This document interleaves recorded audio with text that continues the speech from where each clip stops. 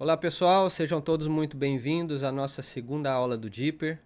Hoje nós iremos falar sobre os tipos de distração, né?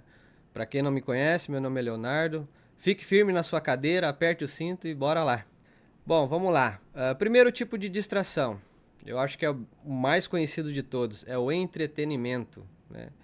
Eu fiz uma pesquisa e segundo essa pesquisa, realizada pelo Avas, que é um dos maiores grupos de comunicação do mundo, 60% das pessoas não conseguem ficar sem consumir conteúdo.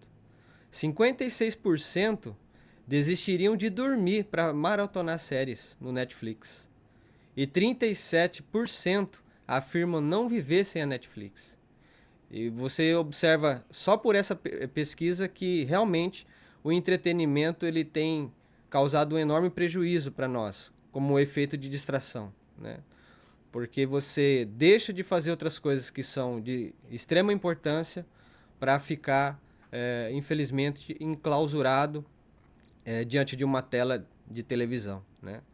E muitos estudos já mostram que o uso excessivo de telas altera o funcionamento do cérebro, né? Sobretudo no que se refere aos neurotransmissores do bem-estar.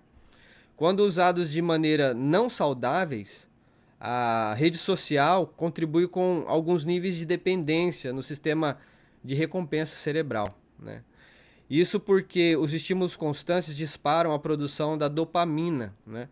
Uma das moléculas responsáveis pelo prazer. E o problema é que essa produção se dá em ritmo acelerado e com um pouco esforço cerebral, podendo causar efeitos negativos como impulsividade, ansiedade, perda de interação presencial, dentre outros, né? Então a gente observa, principalmente essa nova geração conectada, né, que fica horas e horas no computador jogando, interagindo online com outras pessoas. Você observa que eles passam muitas horas nesses tipo de entretenimento e com isso acaba não tendo a interação pessoal, né, o tete a tete, o diálogo. Você observa que os jovens hoje não conseguem se comunicar como os antigos conseguiam, né? Eu lembro de uma época em que a gente brincava na rua e os adultos ficavam nas calçadas do lado de fora de suas casas conversando, batendo papo até altas horas da noite. E hoje a gente não vê mais isso acontecendo. O celular tem realmente tomado o tempo das pessoas. As redes sociais que tinha sido criado com o objetivo de aproximar as pessoas têm cada vez mais afastado elas, né, do seu convívio, enfim. E infelizmente isso tem causado um enorme prejuízo para a sociedade. Não existe mais a empatia de um pelo outro, né? As pessoas, por estarem tão distantes, não se comovem mais com o sofrimento dos outros, né? E a gente é fácil de notar isso no nosso dia a dia. Pessoas muitas vezes que a gente encontra no semáforo, que está pedindo alguma coisa, ou às vezes num acidente que acontece, às vezes a pessoa que está ali presenciando o acidente, ao invés de estar prestando socorro ou um auxílio em alguma coisa, ela está filmando o acidente, não se preocupando, né, com o bem-estar do seu próximo. E isso realmente tem sido muito ruim. E um outro tipo de distração que a gente quer tratar com vocês é justamente as nossas ocupações, né? E eu quero trazer justamente um texto para elucidar melhor, né, essa questão das preocupações, que está lá em Lucas, no capítulo 14, a partir do versículo 16 até o 24, que é a parábola da grande festa. Jesus fala muito sobre essa parábola. E o interessante dessa parábola é que Jesus ele fala que o dono da festa convidou, né, algumas pessoas, os seus convidados, e eles se excusaram de participar da festa. No versículo 18 diz que o primeiro ele se excusou porque havia adquirido uma propriedade, um campo, né?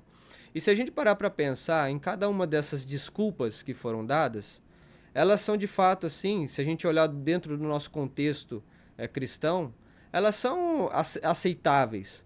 Porque vamos parar para pensar, quem aqui adquiriria uma propriedade e diria que era algo ruim para você? Com certeza não. Você diria, não, é algo bom, é fruto de oração, né? É bênção de Deus, né? É cumprimento de promessa. A gente agiria dessa forma. Porque realmente você comprar uma propriedade é algo benéfico, né? E no versículo 19 diz que o segundo adquirir uma junta de bois, né? E isso, para aquele contexto, para aquela época, representa aumento no faturamento, né? Ou seja, quem olharia para uma situação como essa e diria que isso é algo negativo, isso é algo ruim? Com certeza não. Você diria que é bênção de Deus, é cumprimento de promessa, enfim. Então, e no terceiro, no versículo 20, mais ainda, a pessoa se excusou porque disse que tinha acabado de casar.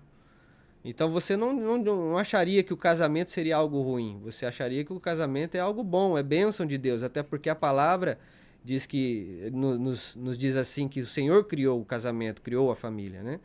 Então a gente não agiria dessa forma. Mas a partir do momento que essas coisas nos levam a abrir mão daquilo que é eterno para priorizar aquilo que é passageiro, realmente isso se torna uma distração e um perigo para a nossa vida, né? E o interessante é que, usando mais um exemplo, o exemplo de Marta, naquela passagem de Lucas 10, do 38 ao 42, em que Jesus vai à casa de Marta e Maria, e diz o texto que Marta ficava agitada, né, em muitos serviços, enquanto Maria ficava aos pés de Jesus. Interessante que no versículo 40, que diz que Marta estava agitada, a palavra agitava-se, né, no original grego é perispal, que significa distraído, super preocupado ou atarefado, né? E o interessante dessa passagem é que Jesus, né, fala para ela, olha, Marta, uma coisa só te é necessária, né? E muitas vezes a gente fica procurando várias coisas para fazer, e quando a gente tem um tempo livre, a gente não consegue ficar com tempo livre porque a gente está tão acostumado a estar sempre atarefado, sempre ocupado, sempre fazendo alguma coisa, que às vezes no tempo livre a gente procura alguma coisa para fazer. E quando na verdade uma coisa só nos é necessária, né? Que é o que Maria escolheu, que é estar aos pés do Senhor. E o terceiro ponto que eu queria trazer, o terceiro tipo de distração, é justamente as fascinações, né? Em Mateus 13, do 1 ao 23, Jesus ele conta a parábola da semeadura. Ele fala sobre 4 tipos de solo, né, onde a semente ela caiu. E no versículo 22 ele chama a atenção para um tipo de solo específico, que é justamente o solo em que a semente cai em meio aos espinhos. E diz o versículo 22 que os cuidados do mundo e a fascinação das riquezas foi o que impossibilitaram dessa semente germinar, crescer e gerar fruto, né? Em 1 Timóteo 6,10 diz que porque o amor ao dinheiro é a raiz de toda espécie de males, e nessa cobiça alguns se desviaram da fé e se traspassaram a si mesmo com muitas dores. Então perceba que a fascinação das riquezas, a fascinação, o deslumbre pelas posições sociais, por tudo aquilo que muitas vezes nós almejamos e desejamos na vida, isso pode sim nos atrapalhar na nossa carreira como cristãos, né? Porque qual é o nosso maior objetivo? Qual é o nosso maior desejo? É realmente estar com Cristo por toda a eternidade. Então, se esse é o nosso maior objetivo, a gente tem que realmente velar e cuidar para que nenhuma distração ela possa nos impedir de continuar nesse caminho e de chegar até o nosso destino final. E em Apocalipse a gente vai ver diversas vezes, né, o João falando que aquele que vencer herdará, aquele que chegar até o fim herdará. Então a gente precisa caminhar essa carreira que nos foi proposta de forma íntegra, né, de forma reta e sem deixar com que as distrações possam nos tirar do caminho, né? E assim encerramos então a nossa segunda aula. Espero por vocês na nossa próxima aula e até lá.